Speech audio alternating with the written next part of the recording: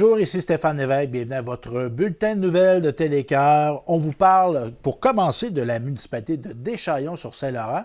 Il y avait inauguration d'un terrain de tennis le 30 septembre dernier, un terrain qui est en fonction depuis le mois de juin de cet été. Et il y a donc eu une fête à l'occasion, plein de beaux événements, des matchs, etc.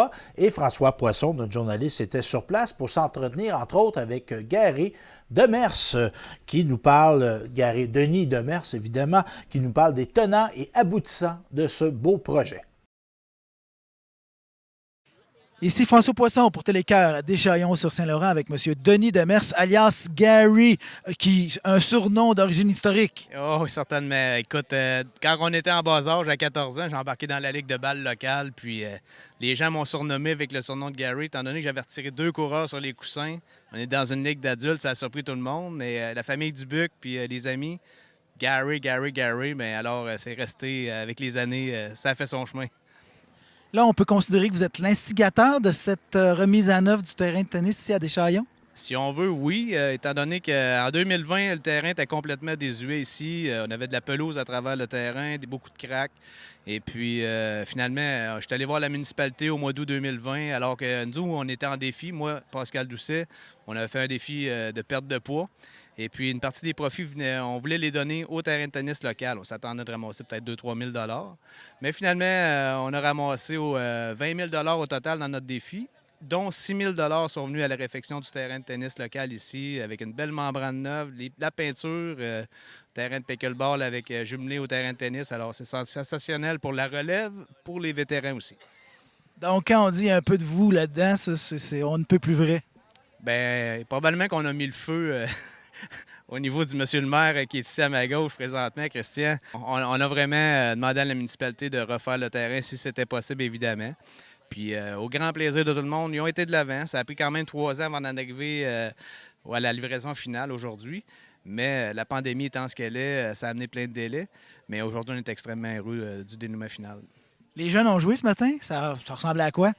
Bien, premièrement, merci à Alain Poliquin, mon tabarnouche. Alain était supposé de venir donner le cours aux jeunes. Malheureusement, il était non disponible. Puis il a osé dire à la municipalité de Deschaillons que j'étais capable de donner les cours, l'ayant déjà fait antérieurement. Donc, j'ai pris la balle au bon. On est venu donner une petite formation. Il y avait 8 jeunes ce matin sur le tennis avec nous autres, de tous âges. Puis c'est la relève du terrain. Je pense qu'on a eu bien du plaisir avec eux autres. Prendre la balle au bon, c'est bon, ça? Est-ce qu'il y a des bons espoirs dans ces jeunes-là? Oui, il y a peut-être Elliott Gagnon qui a été en finale avec l'ami Mike Lavallière. Et ils ont gagné le tournoi. Et Elliott Gagnon, attention, 5 ans. Il jouait avec un jeune de 12 ans, mais très bon, une belle claque, naturelle. Son père, Danick Gagnon, est un naturel ici de Deschaillons. Et puis, a joué beaucoup au tennis. Et probablement Danick a été le meilleur joueur local ici, supérieur à moi-même, évidemment. C'est un joueur de bon calibre, Danick. Alors, on n'est pas surpris qu'Elliott ait les gènes familiaux. Là, vous avez lancé un défi au député Donald Martel. Avez-vous espoir que ça se réalise, ça?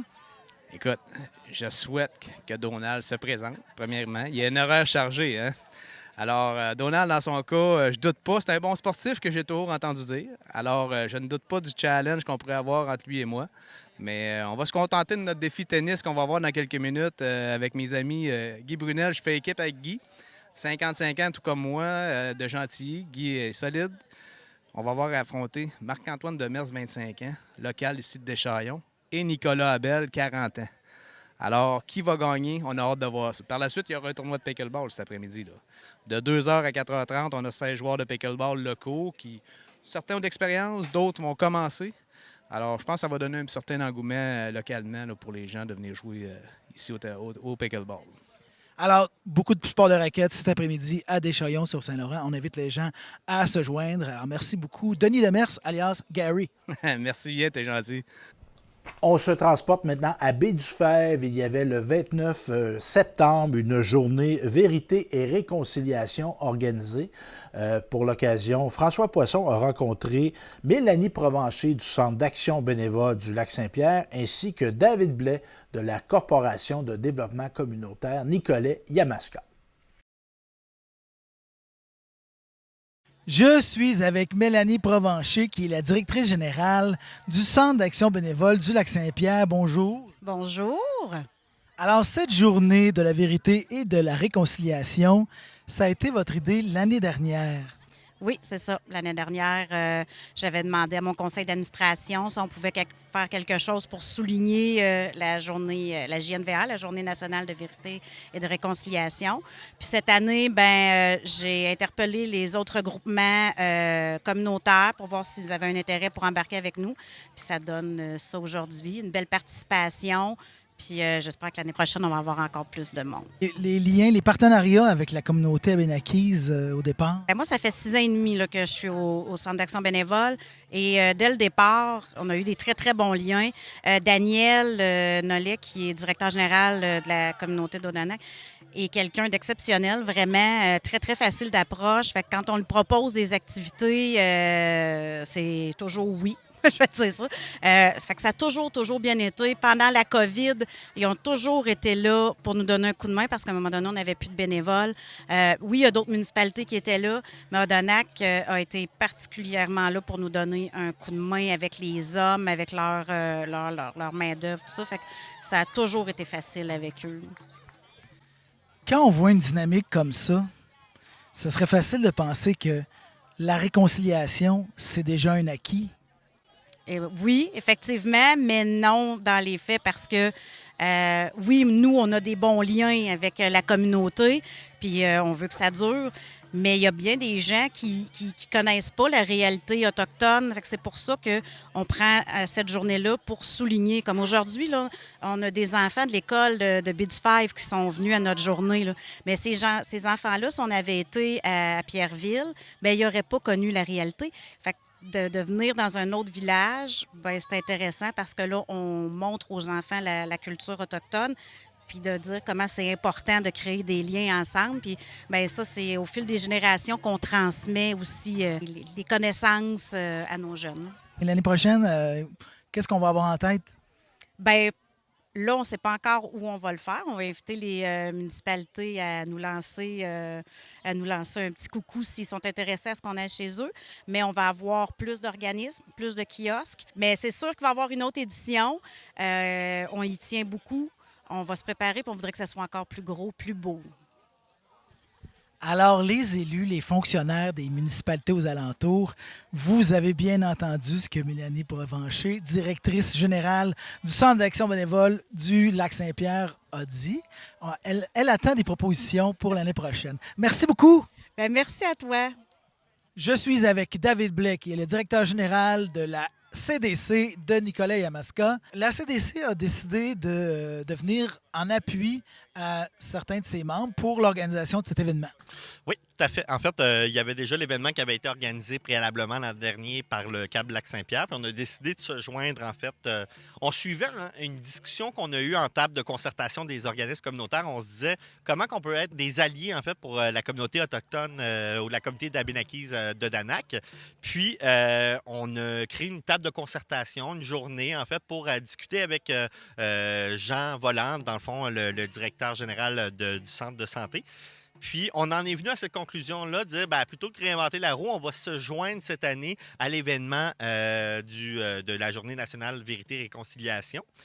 Notre objectif, c'est d'avoir un dialogue, de discuter avec la communauté. Puis, je pense que c'est une belle façon de le faire en préparant cet événement-là.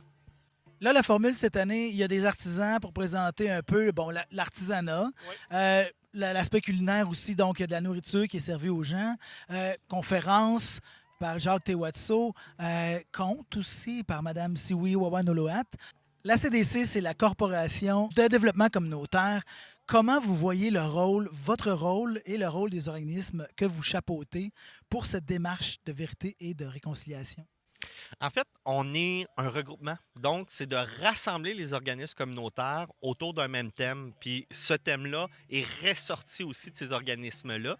Donc, je pense que notre rôle est d'être le rassembleur, de les asseoir autour d'une table et de se dire mais comment qu'on veut être un bon allié. Je pense qu'on le fait puis on continue à le faire. L'objectif n'est pas de dire aujourd'hui c'est terminé. L'objectif, c'est de continuer pour les années prochaines puis essayer différentes formules, là. Très bien. Bien, merci beaucoup, David Blais, directeur général de la Corporation de développement communautaire de Nicolet-Yamaska. Merci. Merci beaucoup. C'est le dimanche 1er octobre qu'ouvrait officiellement les portes du Café Masco. C'est une initiative, ça, de Jacques Tewatso, évidemment l'entrepreneur qui est derrière le projet Sagamité Watso, qui est également, Jacques, représentant au conseil de bande d'Odanak. Et c'est un café culturel où on va retrouver également une épicerie fine des Premières Nations. Et pour l'occasion, François Poisson a interviewé Mégane, qui se trouve à être la gérante de ce nouveau commerce. Alors, je suis maintenant avec Madame. Mégane M. Sadek. Donc là, vous, aujourd'hui, là, vous êtes au kiosque de la Sagamité Watso en tant que... Je suis la gérante du Café Masco qui va ouvrir dimanche. Oh, hey, ça fait longtemps qu'on l'attendait, ça. Il y avait eu des annonces, puis finalement, ça a été reporté. Oui, dans le fond, ça avait été reporté. On a été un petit peu en retard sur les rénovations. Mais là, on ouvre vraiment dimanche. Là. C'est organisé et tout. On ouvre à 11h. Dans le fond, les gens viennent comme ils veulent. On va sûrement faire un petit mot. Jaco va sûrement parler. Puis là, dans le fond, on va servir sagamité, bannique et le jus de cèdre. On a des choses à vendre sur place. On a des boucles d'oreilles aussi. On fait affaire avec Sonia, une madame à Wilnac, qui nous fait nos boucles d'oreilles, dans le fond. Fait que là, on va vendre des boucles d'oreilles là-bas. On va avoir... on a du café à vendre qui vient... de Mocassin Joe, qui est une entreprise autochtone aussi. Puis on vend plein d'autres choses, comme, mettons, de la bière sans alcool. On a de l'eau à Benakise. Puis on a toutes nos soupes et nos banniques aussi qu'on vend. Est-ce que c'est dans le même bâtiment où il y avait la production avant? Oui, dans le fond, on fait nos productions à l'arrière, dans notre laboratoire. Puis en avant, c'est notre café. Et là, c'est pas seulement un endroit où on peut aller acheter. J'imagine, si on parle de café, on peut consommer sur place. Oui, dans le fond, on a des tables pour deux. On a beaucoup de monde qui nous disent qu'ils viennent de Kiona, qui vont venir étudier dans notre café.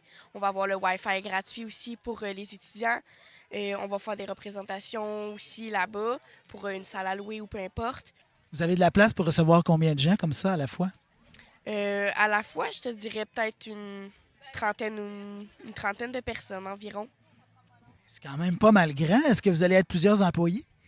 Pour l'instant, il y a juste moi puis Janko. Mais on va se faire aider par Masco, la fille à Janko. Mais voilà, là, on est juste nous deux. Parce que là, s'il y a de la production à faire, le service, la vente, ça va être quelque chose? Ouais, on carbure sur le stress en ce moment de l'ouverture. Mais on devrait être correct. Là. On est habitué d'avoir beaucoup de monde. Là. Comme aujourd'hui, là, on risque d'avoir pas mal de monde, mais que la soupe soit prête. On devrait être pas pire, là, d'après moi, on devrait être correct. Puis sinon, on a de la famille qui peut nous aider. C'est toujours le fun d'avoir de la famille proche. Est-ce qu'auparavant, tu travaillais aussi dans le commerce de détail ou qu'est-ce que tu faisais? Ben là, je suis aux études en même temps de travailler pour Janco. Mais j'ai travaillé aussi à la garderie à Odanak avec les enfants.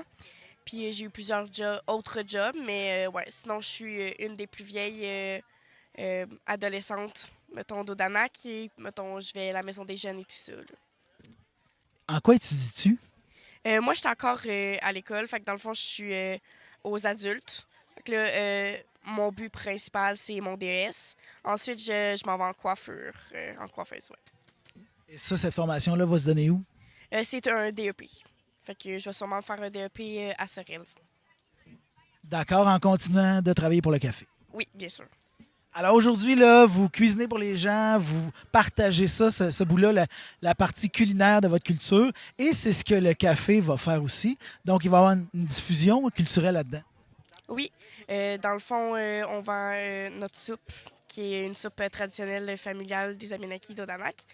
Puis c'est ça, là, on va faire toute maison, là, tout est fait maison, puis ça. Puis on veut vraiment que le café soit un endroit familial, là, où que tout le monde peut se réunir, là, puis qu'on peut venir avec notre famille, puis voir les personnes de la communauté, là, ça va être vraiment le fun, là, pour vrai, là. On a vraiment hâte que ça l'ouvre, là. Hey, ben, on vous souhaite une super belle inauguration, puis on va y aller, c'est certain. Ben, merci beaucoup. Maintenant, au tour de Caroline Desormiers, notre journaliste, également de nous présenter un reportage. Celui-ci concerne un projet qui s'appelle Noyau. C'est une concertation qui a pour mission de réunir les différents acteurs de la communauté de la MRC Nicolet-Yamaska. C'est un projet qui est soutenu par la Fondation Lucie et André Chagnon. On regarde son reportage. Mardi 26 septembre, je suis à Nicolet à la Flûte à bec pour la naissance d'un nouveau projet. On écoute la coordonnatrice, Mme Andréane Boulanger. En fait, on a fait le lancement du Noyau. Le Noyau, c'est une démarche, une concertation de partenaires du milieu de Nicolet-Yamaska. C'est du développement social, fait qu'en fait, on travaille pour le mieux-être de la collectivité là, de Nicolet-Yamaska. J'ai aussi voulu savoir quelles étaient les principales préoccupations du Noyau et aussi qui sont les bailleurs de fonds de ce projet. Sur nos enjeux, on a 4 enjeux qui ont été identifiés prioritaires pour le territoire. Donc, la sécurité alimentaire, la réussite éducative, l'appartenance au territoire et le vieillissement actif. Donc, en fait, le soutien financier vient principalement de la Fondation Lucie et André Chagnon.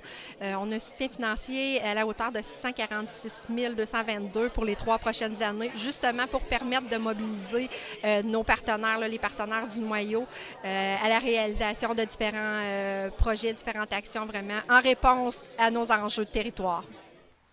C'est un projet qui demande beaucoup d'appui. On en parle avec David Blais, directeur général de la CDC. En fait, on est au même titre que tous les autres partenaires, on est sur le comité directeur. Cependant, la seule nuance, c'est qu'on est aussi fiduciaire du projet. Nous, on a accepté, dans le fond, de gérer l'enveloppe, si on veut, puis de travailler administrativement et organisationnellement. Mais après, la démarche est vraiment indépendante de la coopération de développement communautaire. Nous, on est vraiment là en tant que représentants du communautaire. Le Noyau, un projet qui a été longtemps en gestation, selon Chantal Tardy de la MRC Nicolet-Yamaska. En fait, la MRC est au comité directeur du Noyau depuis tout le début, dès sa création. Et puis, on a poursuivi là, les travaux avec au fil des années. On est aussi actuellement impliqué dans 3 chantiers qui sont soutenus par le Noyau. On est effectivement extrêmement contents du financement qu'ils ont pu recevoir pour pouvoir poursuivre cette concertation-là. C'est une concertation qui nous permet d'avoir vraiment un regard le plus possible 360 sur nos communautés. Puis ça nous permet aussi, je le disais tantôt à la conférence de presse, mais pour moi, c'est très important de dire un territoire, ça s'habite, ça se vit. Et dans ce contexte-là, il faut vraiment regarder l'ensemble des sphères de l'être humain et de la personne qui sont dans nos communautés. Alors évidemment, cette concertation-là nous permet ce regard-là très global et porteur. En tout cas, je le souhaite au maximum. Mon nom est Caroline Desormiers à la Flûte à bec de Nicolet pour Télécœur. Je vous parle maintenant d'un appel aux artistes et artisans locaux. Sachez qu'il y aura un grand bazar créatif à Bécancour. Ça va se tenir le 25 et le 26 novembre 2023. Et là, on est à la recherche d'artistes et d'artisans locaux talentueux, à la recherche d'une opportunité pour exposer leurs œuvres. Donc, ça va se dérouler ça au Centre La Rochelle Saint-Grégoire, 25 et 26 novembre. Donc, juste pour vous préciser, le Grand Bazar créatif, c'est une offre de plateforme pour présenter et vendre des créations originales, que ce soit de l'art visuel, de l'artisanat, de la bijouterie, de la poterie, de la sculpture ou bien plus encore. Et pour se renseigner, dans le fond, on contacte la Maison créative de Bécancour, qui est l'initiatrice du projet.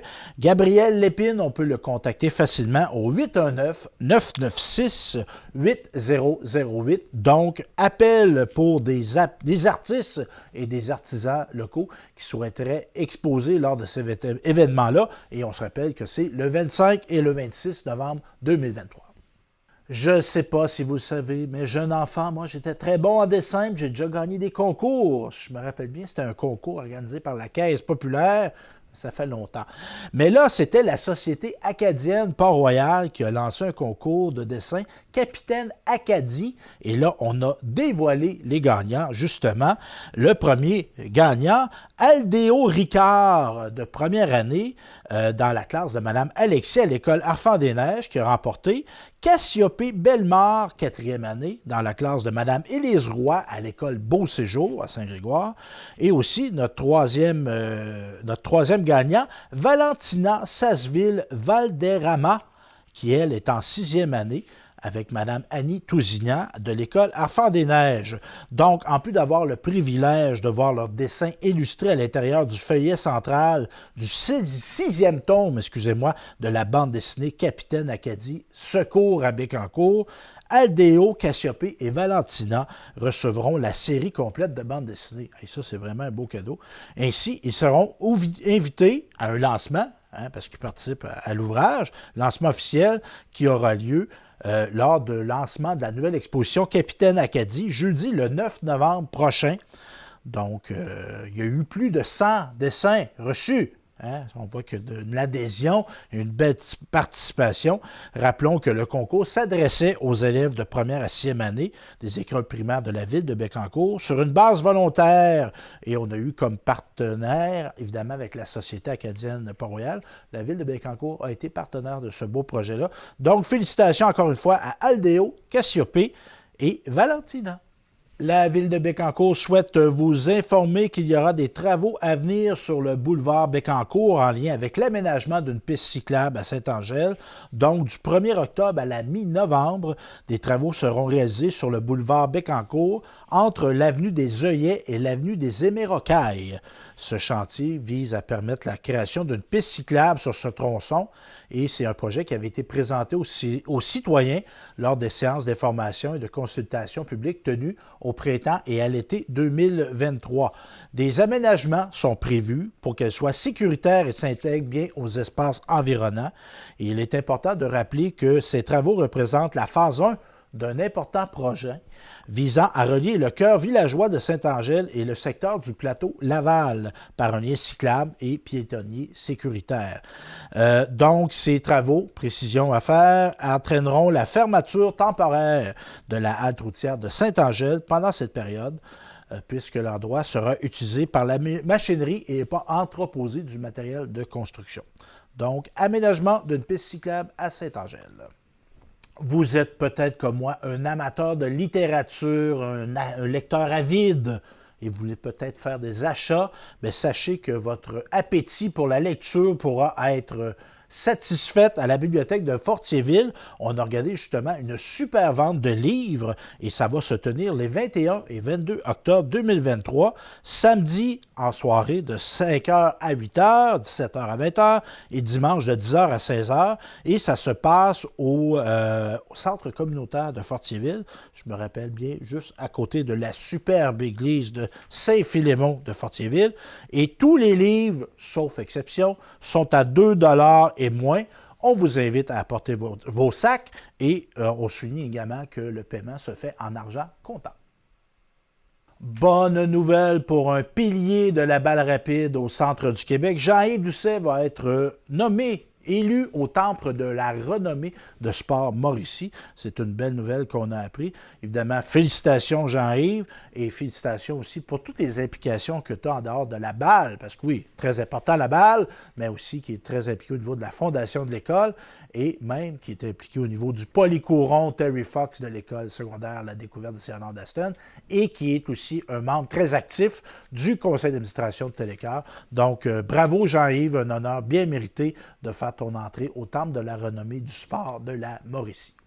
Je vous présente maintenant une entrevue avec Azaël. C'est qui ça, Azaël? C'est une lutteuse de son vrai nom, Jannick Bélanger. Mais on sait que la lutte, c'est pas arrangé. Là. Fait qu'il y a une vraie Azaël aussi. C'est une fille originaire, je pense, de Saint-Angèle qui travaille dans le secteur de Nicolet, à Sogetel, en effet. On peut le dire. Donc, Azaël qui nous parle de son métier, sa partie professionnelle de vie qui concerne la lutte. Bonjour, ici François Poisson pour Télécœur. Nous sommes sur le quai à Saint-Angèle-de-Laval, un secteur de Bécancour. Aujourd'hui, il y a de la lutte au quai dans le cadre de Quai en Fête. Et je suis avec une personne dont on apprendra tout à l'heure le lien avec l'événement. Elle s'appelle Jannick Bélanger. Bonjour. Bonjour, ça va bien? Ça va très bien. Citoyenne de Saint-Angèle. Absolument, depuis maintenant 5 ans. Donc, qu'est-ce qu'on fait dans la vie? Je travaille pour Sogetel. Je suis au service à la clientèle pour les entreprises. Sogetel, diffuseur officiel de Télécœur. Absolument. Donc là, bon, qu'est-ce qui t'a amené à Saint-Angèle finalement? En fait, je me suis acheté une maison il y a de ça 5 ans. Puis, en travaillant à Nicolet, ben, c'était un secteur là, que j'appréciais beaucoup.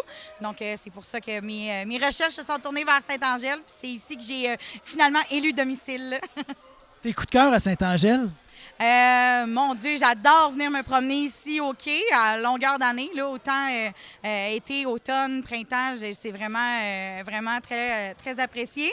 J'aime beaucoup, j'ai des kayaks chez moi, j'habite tout près du fleuve, donc je peux descendre mes kayaks à la halte en avant de chez moi finalement, puis aller faire du kayak sur le fleuve, puis sur la rivière Bécancour aussi. Donc moi, c'est vraiment mes coups de cœur là, à Saint-Angèle. Là, tu habites dans le Petit Fort, comme on l'appelle à Saint-Angèle, un endroit, un ancien village de pêcheurs où les rues sont un peu disposées de façon aléatoire, ce qui amène quand même une proximité là, entre les terrains, tout ça. Comment apprécies-tu ça, l'endroit? J'aime beaucoup parce qu'en fait, les rues sont vraiment petites, donc c'est très, très familial. Puis, les maisons sont inversées, en fait, donc pour faire face au fleuve. Donc, mon terrain, dans le fond, est en avant de ma maison plutôt qu'être en l'arrière. Puis, c'est vraiment quelque chose que j'apprécie beaucoup parce que on a une proximité avec les gens sans être trop à proximité non plus. Donc, c'est vraiment le match parfait pour moi. Donc, une fille de plein air qui fait du kayak. D'autres choses peut-être aussi? Je dirais que la lutte puis le kayak est pas mal.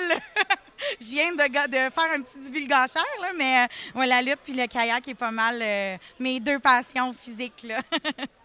La lutte, parce que Yannick, c'est aussi Azaël. Hein? Exactement. Depuis maintenant presque 9 ans, j'incarne Azaël à presque tous les week-ends. Azaël, il y a un slogan qui va avec ce personnage-là. Oui, en fait, c'est un surnom, c'est The Angry Red Woman. Donc, je porte bien ma couleur de cheveux. C'est de là que vient le surnom. La femme rouge en colère, rien de moins. Tout un programme. Comment ça se traduit sur scène? En fait, tout dépendamment où je lutte, ça se traduit très différemment.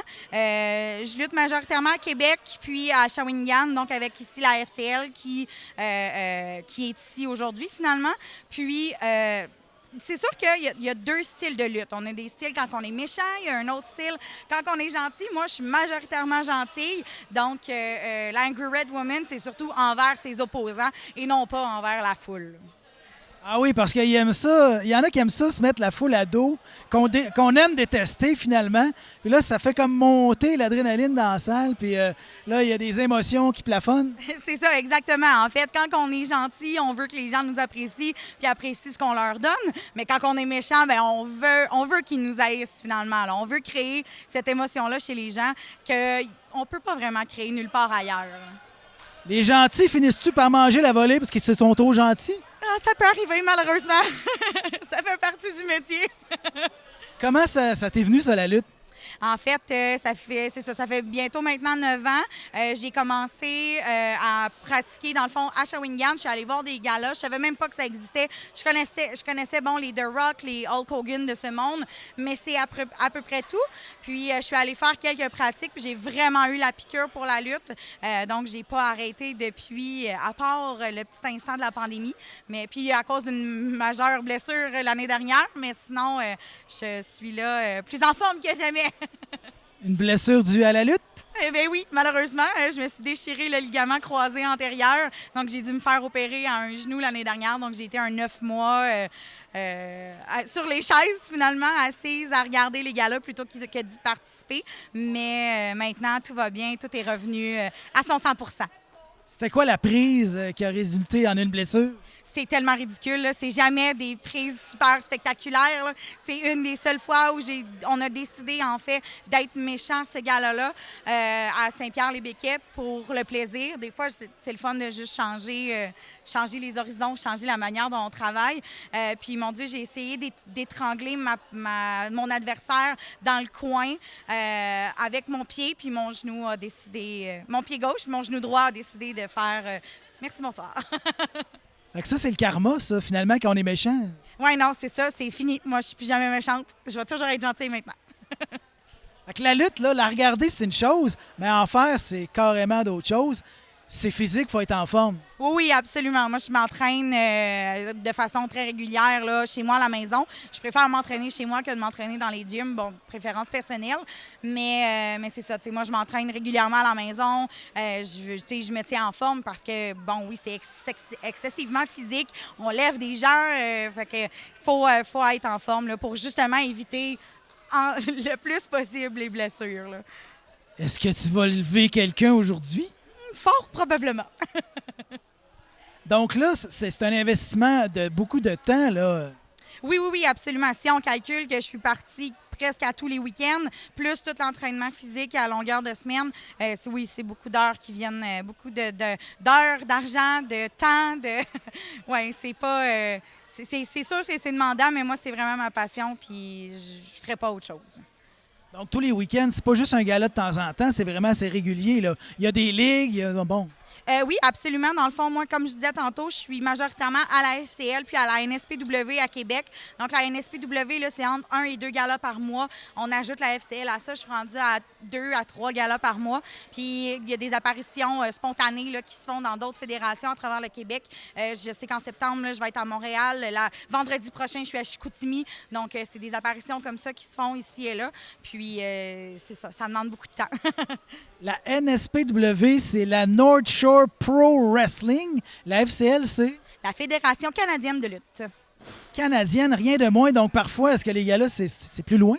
Non, on reste majoritairement là, ici dans le secteur, donc Shawinigan, Bécancour, on va à Saint-Pierre-les-Béquets, on va habituellement à Mont-Carmel en fête aussi. Cet été, malheureusement, à cause de la température, ça a dû être annulé, mais oui, on reste majoritairement Mauricie, centre du Québec. Je sais que le 3 septembre aussi, là, on a un gala en partenariat avec la NSPW à Trois-Rivières, là, donc au TRIP, le gala d'humour là, qu'il va avoir à Trois-Rivières, donc à la salle J.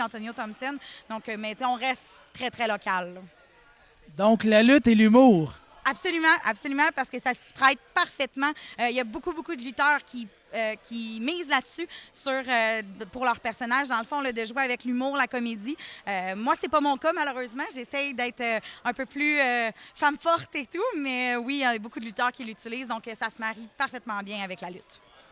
Moi, la chose la plus drôle que j'ai vue à la lutte, je pense, ici même, c'est l'ancien maire Jean-Guy Dubois qui s'est levé alors qu'un lutteur ramassait une chaise pour fesser sur un autre, puis qui criait « Nos chaises, nos chaises! » Effectivement, c'est des choses qui peuvent arriver. On n'a pas toujours le contrôle sur ce que les lutteurs font, mais oui, c'est des situations comme ça qui peuvent arriver qui créent souvent là, beaucoup de rire ou beaucoup de panique peut-être pour certaines personnes. Je voudrais pas divulgacher à mon tour, mais il y a des éléments de mobilier qui vont servir aussi aujourd'hui, là. Oui, absolument. En fait, il y a un match, c'est pas secret pour personne, ça a été annoncé. Il y a un match qu'on appelle TLC, qui est Tables, Ladders and Chairs, donc table, échelle et chaises. Habituellement, nous, on troque les tables pour des portes parce que c'est beaucoup plus facile à trouver que des tables en bois. Donc oui, il y a un match là, de ce type-là ce soir. Surtout que les portes contemporaines, là, ça tient un brin sur rien. Hein? C'est facile à briser, c'est impressionnant. Bien, en fait, les portes de garde-robe, souvent, sont des travers en carton. Donc oui, effectivement, c'est très impressionnant parce que ça éclate. Ça fait vraiment là, une explosion incroyable. Donc pour le look visuel, pour le son, puis pour tout l'effet, oui, effectivement, c'est parfait. On parlait d'argent. Bon, il y a le temps que ça représente, tout ça, s'équiper un gym. Il y a un costume. On n'a pas encore le costume, là, mais il y a un costume. Oui, il y en a plusieurs costumes. Moi, je suis présentement là, à 6 ou 7 costumes à mon actif. C'est tous des équipements qui sont faits sur mesure. Donc, j'ai une couturière, moi, qui en fait plein d'autres, mais j'ai toujours la même couturière qui sait exactement quoi faire pour mes costumes et tout.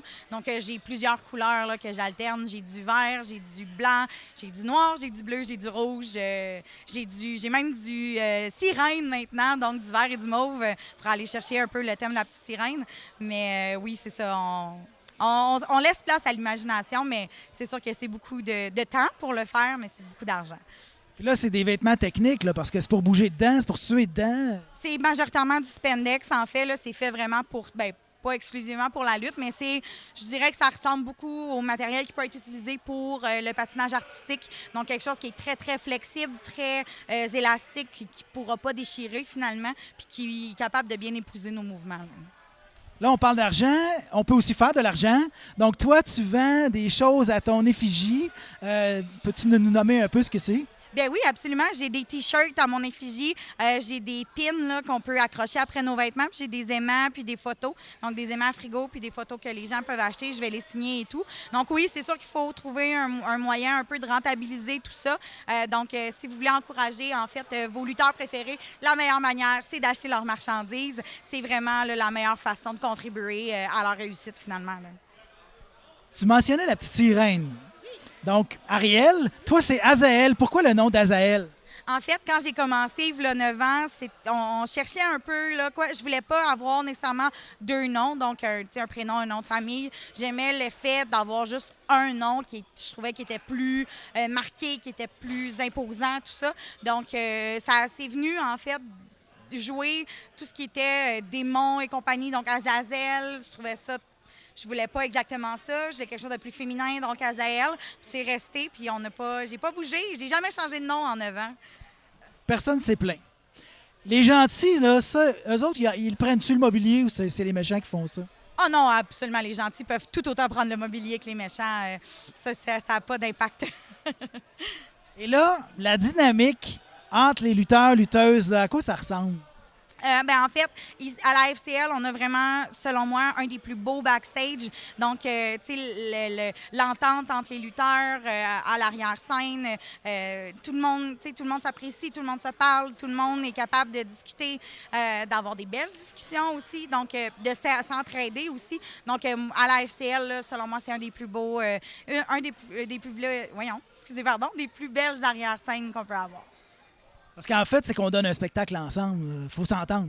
Absolument, absolument. Il faut s'entendre. Un match, oui, c'est un spectacle. Oui, bon, il va y avoir des rivalités et tout, mais c'est majoritairement un travail d'équipe. Donc, si on n'est pas capable de s'entendre, le match ne peut pas bien aller. C'est une question de chimie aussi. Donc, c'est vraiment important que les gens s'entendent bien ensemble et s'entraident. Puis à la FCL, on est vraiment choyés à ce niveau-là. Est-ce que tu as une fanbase? Est-ce que tu as un paquet de gens qui te suivent assidûment?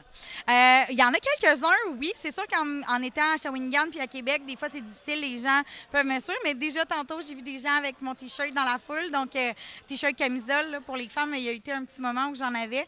Mais oui, c'est ça. Et oui, c'est sûr que... Mais mon fan numéro 1, ça reste mon conjoint. Là. Il est là à tous les gars-là.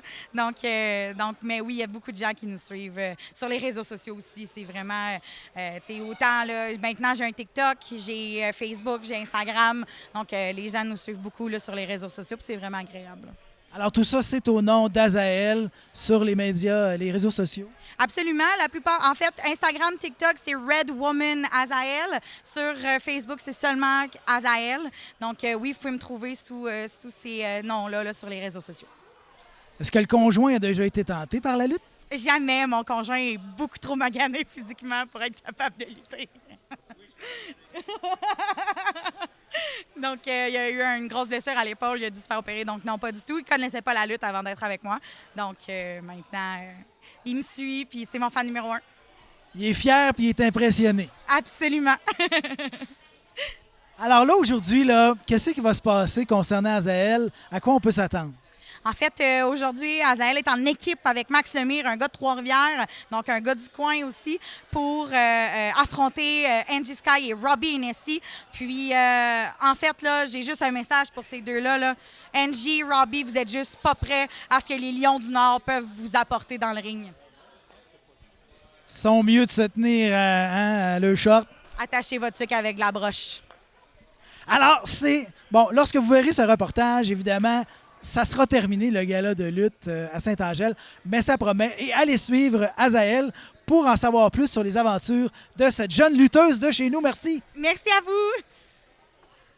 Tant qu'à être au gala de Quai en Fête, j'ai eu l'occasion de me faire plaisir. Évidemment, c'est un plaisir de rencontrer Azaël, mais aussi un plaisir de rencontrer Pat Laprade. Si vous ne connaissez pas la lutte tant que ça, mais Pat Laprade, c'est comme Monsieur Lutte Québec. C'est pas que c'est un lutteur, mais c'est plutôt une référence, un journaliste, un historien aussi qui a écrit de nombreux livres.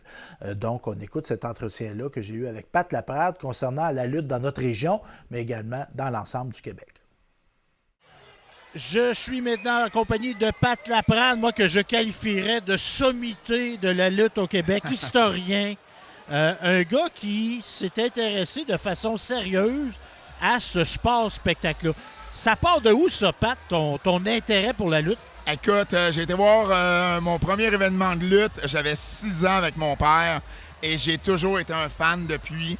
Et j'ai commencé à m'impliquer dans la lutte locale ici au Québec il y a une vingtaine d'années. J'ai commencé à faire des petites revues résumant l'année dans la lutte au Québec. Puis ça, c'est devenu un livre éventuellement. J'ai connu les anciens lutteurs aussi de l'époque, les Gino Brito, Raymond Rougeau, Rick Martel, Gino Brito, Mad Dog Vachon et compagnie. Donc, de fil en aiguille, j'ai fait mon chemin là-dedans. Puis, c'est sûr que la lutte a une grosse part là, dans ma vie en ce moment. Les noms que tu nommais, moi, jeune, je me rappelle là, d'écouter ça, les frères Rougeau, les frères Leduc. Moi, j'aimais bien Joe Leduc. C'était mon lutteur, ça. C'est un gros bonhomme. Ben oui, de gars debout. Exact. Avec son frère. Et là, il y a eu le phénomène des années 80 de la WWF qui est devenue la WWE. Moi, comme, je dirais, observateur de tout ça, je pensais que la lutte locale, c'était disparu. Il y avait juste des galas au forum. De temps en temps, il pouvait en avoir au Colisée. Je me trompe-tu de penser qu'il y a comme une grosse diminution de la lutte de sous-sol d'église, là, on pourrait dire? Oui, bien en fait, lutte de sous-sol d'église, j'aime jamais ça qu'on utilise cette expression-là parce qu'il y en a de moins en moins de sous-sol d'église. J'ai toujours trouvé que ça sonne un petit peu péjoratif, mais pendant un certain temps, c'était une réalité.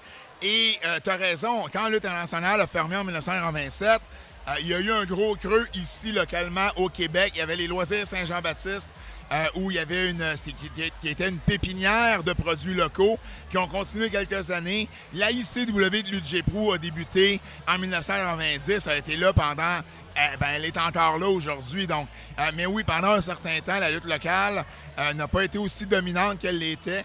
Il y a eu une recrudescence à la fin des années 90, début des années 2000. Et là, on en vit une recrudescence. En ce moment, le produit québécois est appelé à être dans des salles de spectacle comme le MTELUS, comme l'Olympia à Montréal, comme le Diamant à Québec.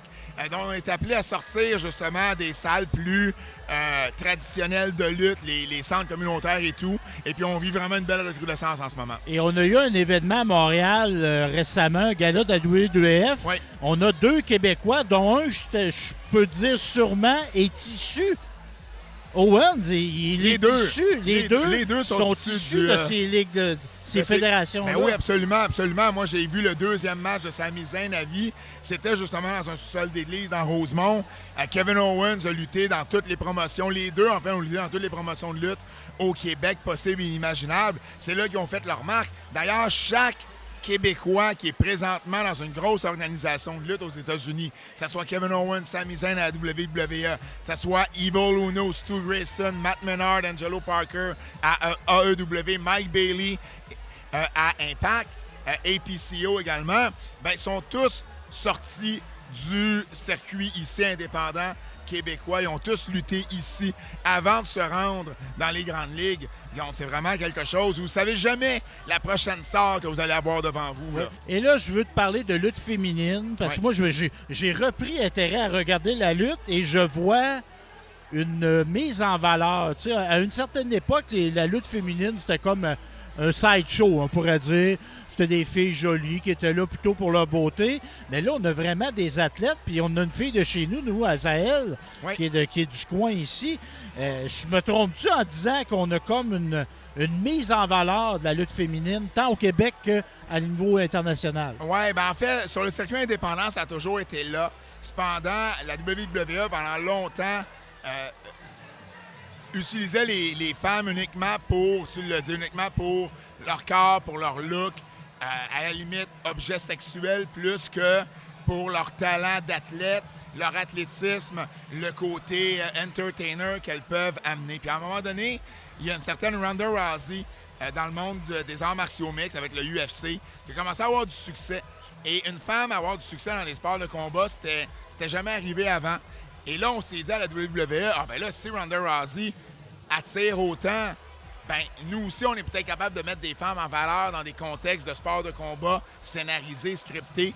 Et là, on avait une pépinière de bonnes lutteuses à la WWE à ce moment-là. Charlotte Flair, Bayley, Sasha Banks, Becky Lynch, Natalia. Et puis, on a mis l'accent sur elle.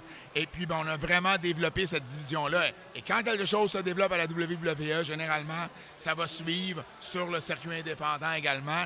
Puis c'est ce qu'on voit, la lutte féminine n'a jamais été aussi populaire et aussi prisée que maintenant.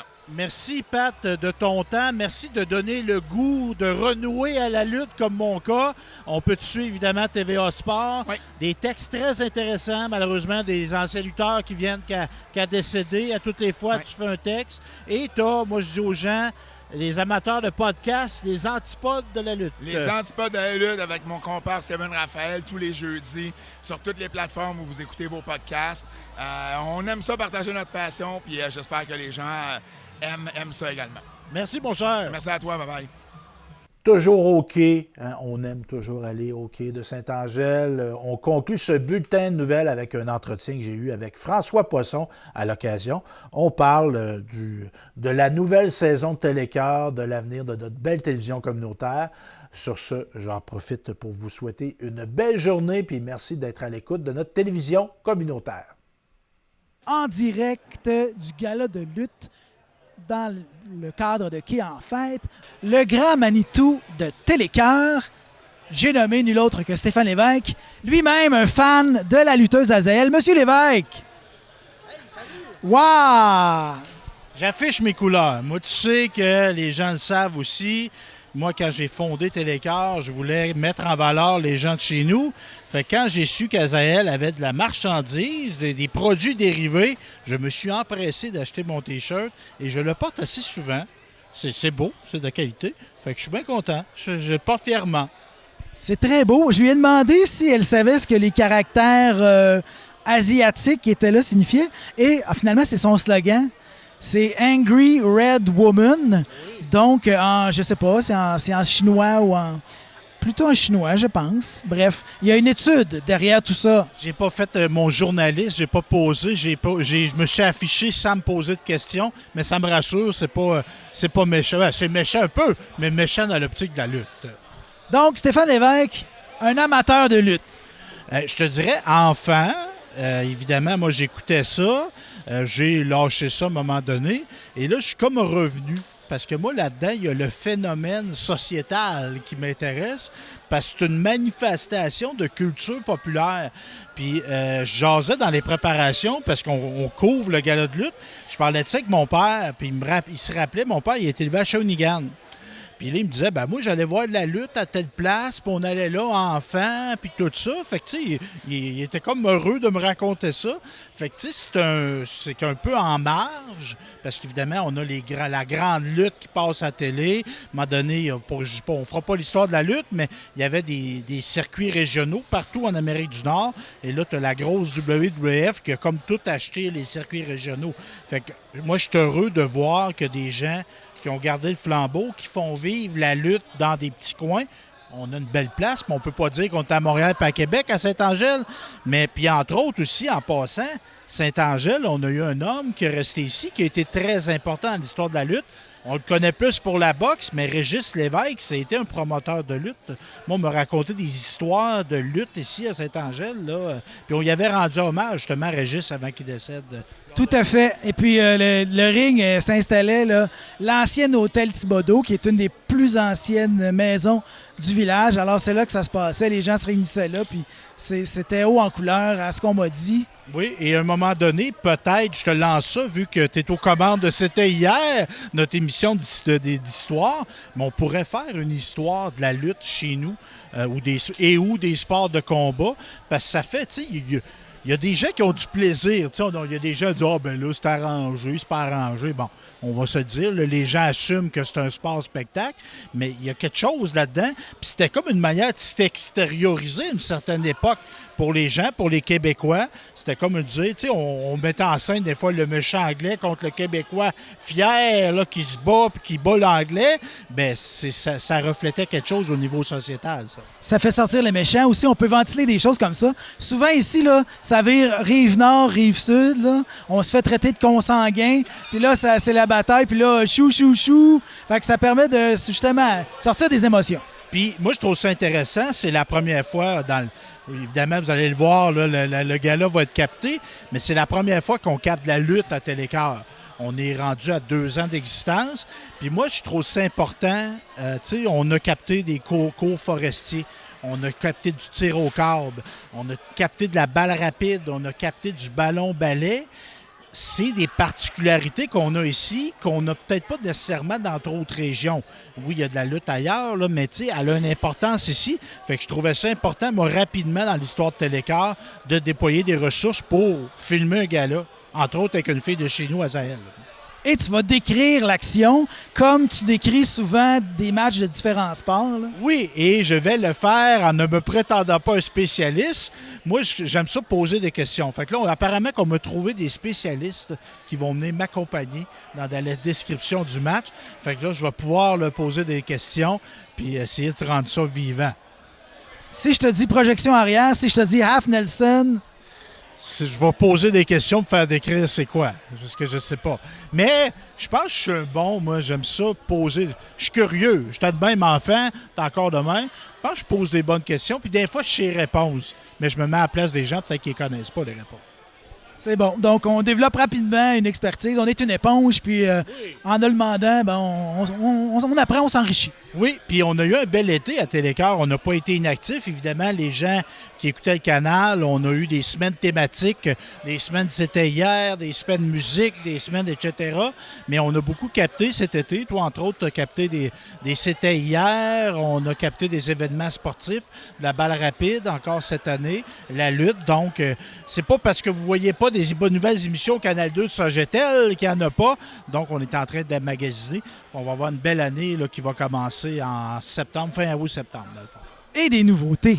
Oui, des nouveautés, dans le fond, ben, on veut mettre en place, je te dirais que c'est quelque chose que je voyais venir à un moment donné dans l'histoire de Télécœur. Je ne pensais pas que ça allait être là, mais on va avoir en bonne et due forme un bulletin de nouvelles.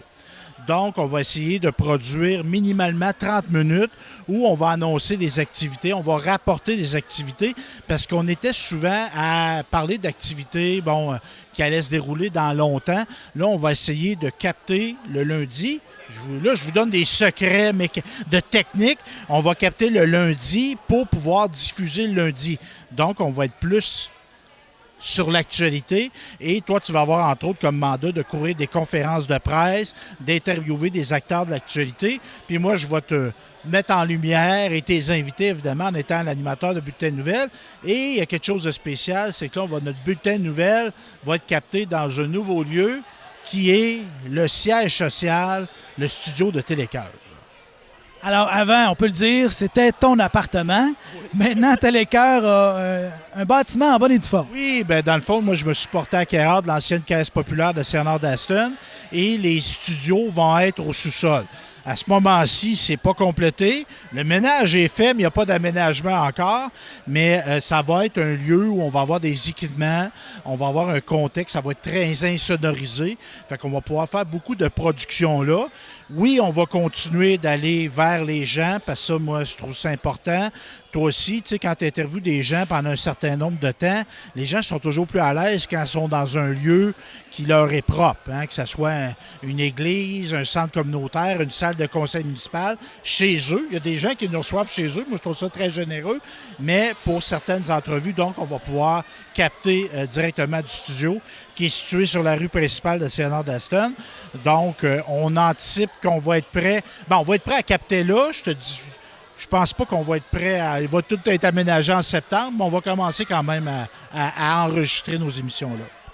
Et là, ben, on convoquera aussi des invités à cet endroit-là. Souvent, c'est nous qui nous déplacions. On va le faire encore, comme tu disais, mais on va aussi des gens qui vont venir Saint-Léonard-d'Aston a l'avantage d'être assez central. Si on prend une carte de notre territoire, on essaie de trouver le centre.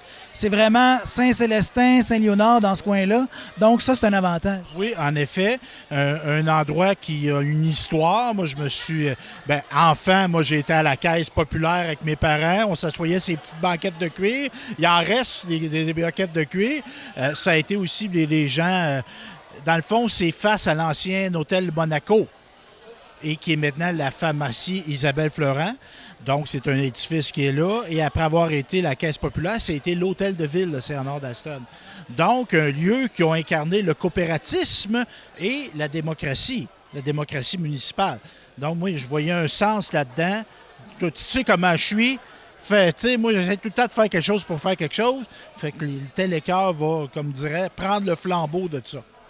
Étant un organisme communautaire, une télévision communautaire qui couvre, entre autres, justement, la politique de proximité, c'est-à-dire celle des conseils de ville, des conseils des maires, des MRC, il y a une belle logique là-dedans. Oui, puis on va continuer de le faire. Très important, évidemment, on a eu dans l'actualité récente le fameux dossier des éoliennes. Tu l'as couvert, je l'ai couvert aussi. On va continuer de le couvrir, comme d'autres enjeux. Évidemment, ça, c'est un enjeu qui est plus majeur, mais des fois, on peut voir des enjeux qui ont moins d'impact, mais dans une petite localité qui peut en avoir beaucoup. Donc, on va continuer de couvrir des endroits comme Aston Junction, la Visitation, des endroits plus petits, l'autre bord aussi, Paris-Ville, parce que oui, dans notre territoire, il y a Ville de Nicolette, il y a Ville de Bécancour. On voit que Bécancour, on a eu le dossier des éoliennes dans la MRC Nicolet-Masca, mais le développement, la filière batterie dans la Ville de Bécancour, c'est un enjeu très important. Oui, on va en parler, mais on va parler d'autres choses aussi. Puis ça, c'est important. Puis le bulletin de nouvelles va refléter, dans le fond, de couvrir l'actualité de toutes les 30 quelques municipalités et communautés autochtones qu'on a. 2200 km². Exactement. Fait que tout est fait. Fait que tu vas continuer de les faire. Pour essayer de rendre compte d'un ensemble de ce qui se passe de par chez nous. Alors, d'autres nouvelles, Stéphane Lévesque, ou on s'arrête là-dessus pour aller se battre sur le ring? Oui, bien là, moi, je me battrai pas, mais je vais commenter. J'aurais aimé ça. C'est un petit fantasme que j'aurais eu, faire de la lutte. Mais là, je pense que mon temps passe un petit peu. Merci, François. Bravo de ton travail encore. On peut tous rêver de s'installer sur la 3e corde puis de sauter, mais c'est parce qu'à un moment donné, tu arrives au sol, puis là, il faut que tu tombes comme il faut pas se blesser. Puis même s'il y a des springs, là, ça doit faire mal. Il y a effectivement des springs. Je peux te le dire, l'organisateur, Jesse Auger, c'est mon 2e voisin. Et puis, à un certain temps, il a installé le ring chez lui, puis les gens, les lutteurs se déplaçaient, venaient pratiquer. Fait que là, j'en ai entendu des coups amortis, bad lang. J'ai même entendu des gens qui se pratiquaient à lirer, puis c'était haut en couleur. Oui, puis merci Jesse de faciliter le déroulement aujourd'hui. Merci aussi Pascal Doucet, qui est un beau partenaire de Télécœur, et ça depuis le départ.